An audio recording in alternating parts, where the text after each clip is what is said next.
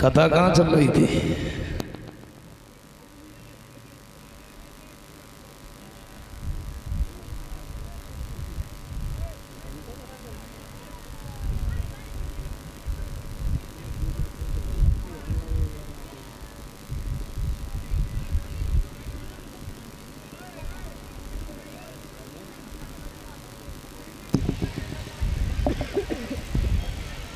अब बताइए, जब हमारे परीक्षक जी को ही याद नहीं है। वैसे मैं पूछता नहीं हूं, कभी नहीं पूछता। क्यों नहीं पूछता? बंद कर दिया। क्यों? मैं बताऊं। और बिल्कुल सत्य बात है, कोई झूठ बात नहीं, बिल्कुल सच्ची बात है।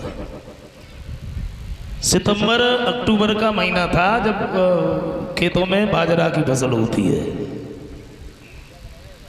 चारों तरफ बाजरा खड़ा हुआ था, बड़ा सा पांडाल लगा था, वहीं कथा चल रही थी।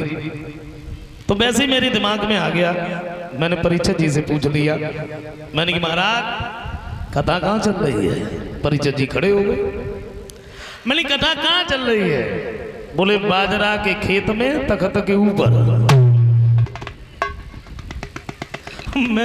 मैं पूछता ही नहीं, हमें मालूम कथा कहाँ चल रही थी। उधर विवाह जब किया है, बड़ा दान दिया, हाथी घोड़ा हीरे जवाहरा। देवकी बड़े हंसी खुशी से ससुराल को चली। अब आप लोग सोच रहे हो ससुराल में कोई लड़की जाए, पहली बार जाए, रोए ना, हंस के जाए, कैसे हो सकता है? कहते तो ये है पहले रोना नहीं चलता था, ये रोना तब से चला जब अपना देश भारत गुलाम था मुसलमानों का। बहुत सारी प्रथाएं चली गई। हिंदुओं की शादी दिन में हुआ करती थी, रात में नहीं होती थी। लेकिन इन लोगों की डर की वजह से छुप करके रात में शादियां करने लगे। ये जो घूंघट की प्रथा है तभी से आई है, रोने की प्रथा तभी से चली। अच्छा, अब मैं कहीं गांव में रुका था, एक ध्यान नहीं है, तो वहाँ एक बुजुर्ग थे और बड़े अच्छे थे। तो वो एक चीज़ हमें बता रहे थे कि पहले जैसे, अब तो खैर नहीं, कुछ साल पहले जब हमारी माता बहनें किसी मनिहार से चूड़ियाँ पहना करती थी तो उसके पैर छूती थी। हैं? ये क्यों छूती थी? ये तभी से चला था।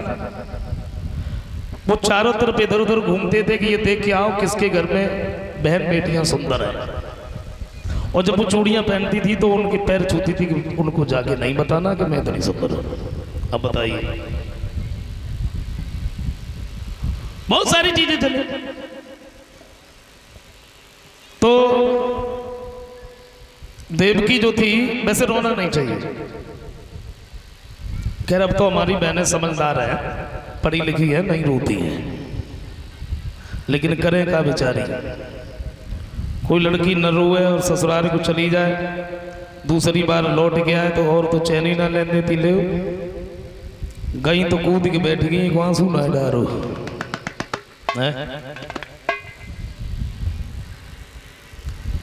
बड़े हंसी खुशी से ससुराल को चली।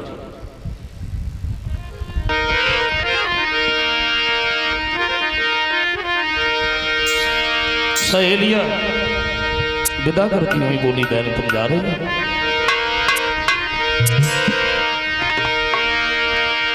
बोली है कि जा मेरी बहन और तुम रहो सुखारी राम। जा मेरी बहन तुम रहो सुखारी।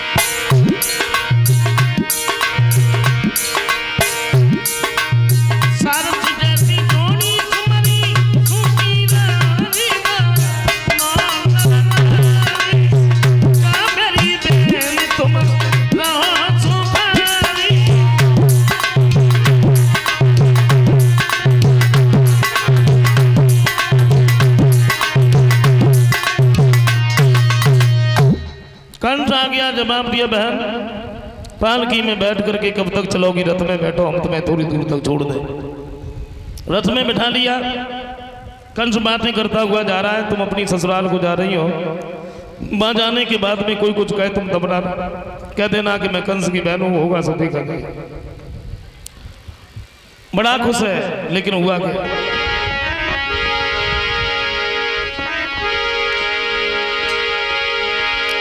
तो रथ में देवकी जा रही है और पीछे से एक रथाला है,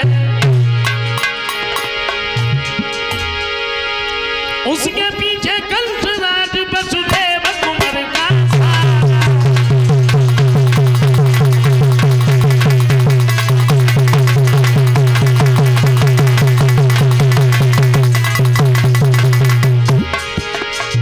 बड़ा खुश है, बातें करता हुआ जा रहा है। वहां जाने के बाद तुमसे कोई कुछ कहे तुम दबना नहीं, कह देना कि मैं कंस की बहन हूं, होगा तो देखा जाएगा। तब तक आकाशवाणी हुई, देवताओं ने आवाज लगाई,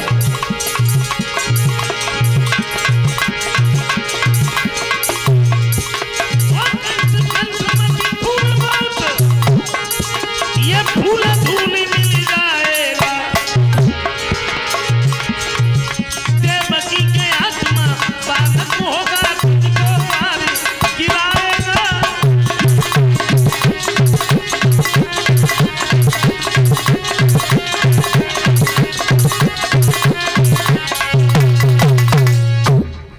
जवाब दिया, देखो तेरी बहन देवकी के गर्भ से जो 8वां बालक होगा वो तेरा खाल है, और दुनिया की कोई भी शक्ति तुझे नहीं बचा सकती।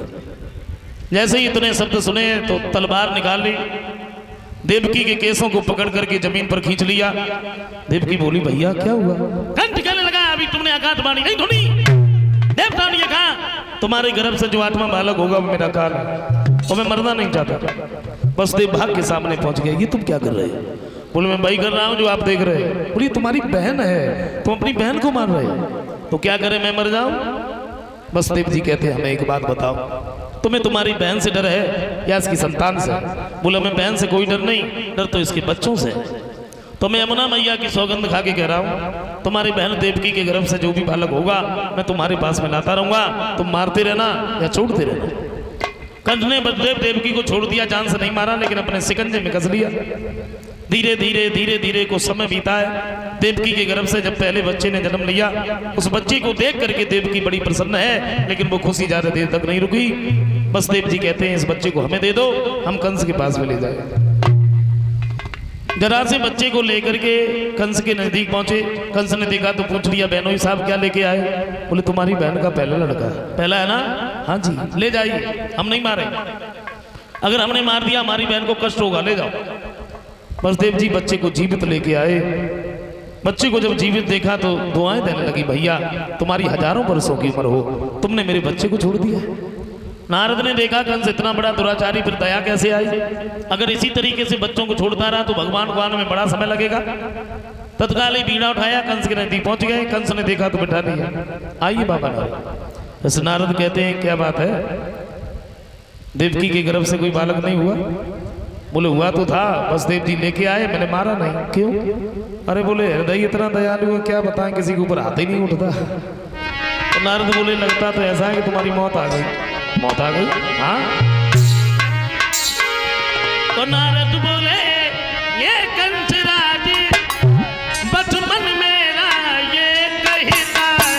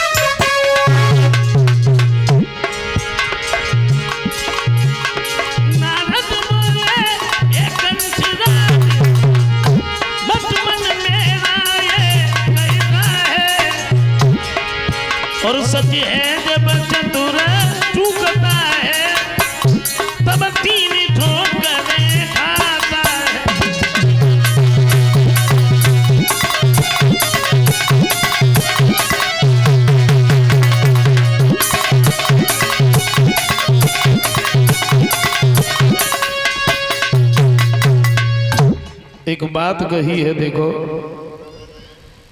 ऋषि नारद ने कमल के पुष्प को मंगा करके उसकी पंखुड़ियों को इधर उधर से गिनवा करके कंस के दिमाग में बात फिट बिठा दी कि देवकी का हर बालक 8वां हो सकता है।